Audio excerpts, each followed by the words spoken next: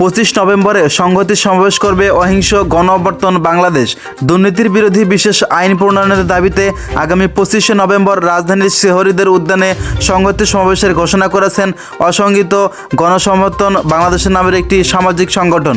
আজ শুক্রবার জাতীয় প্রেস ক্লাবের সামনে মাওলানা আকরাম খাঁ হলের আয়োজিত এক সংবাদ সম্মেলনে এই ঘোষণা দেন সংগঠনের সদস্য মোহাম্মদ মাহবুব আলম চৌধুরী। লিখিত বক্তব্য তিনি বলেছেন, দেশের বিভিন্ন অঞ্চলে থেকে 1,80,00,000 মানুষের অনুসন্ধানের ভিত্তিতে একটি দুর্নীতি বিরোধী বিশেষ আইন প্রণয়নের জন্য গত 4 বছর ধরে আমাদের এই সংগঠন কাজ করেছে।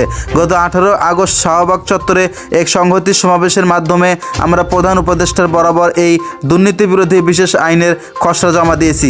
তারই ধারাবাহিকতায় একই দাবিতে আগামী 25 নভেম্বর সোমবার রাজধানীর শেহরিদের উদ্যানে সংহতি সমাবেশ করব। তিনি আরও বলেছেন, এখনও আমরা সমাবেশ করার জন্য ডিএমপি থেকে অনুমোদন পাইনি, তবে আশা করি আজকালের মধ্যেই অনুমতি পেয়ে যাব। মাহবুব আলম চৌধুরী বলেছেন, অসংগঠিত গণ অভ্যুত্থান বাংলাদেশের জনগণের স্বার্থে নিরলসভাবে কাজ করে যাচ্ছে। আমরা বিশ্বাস করি এই আইন প্রণয়নের মাধ্যমে দেশের মৌলিক পরিবর্তন সংশোধিত হবে, কারণ এই আইনের আওতায় উপজেলা পর্যায়ে শুনানির ব্যবস্থা থাকবে, যার মাধ্যমে দেশের মধ্যে পুঞ্জীভূত কালো টাকা উদ্ধার করার বিশেষ ব্যবস্থা থাকবে।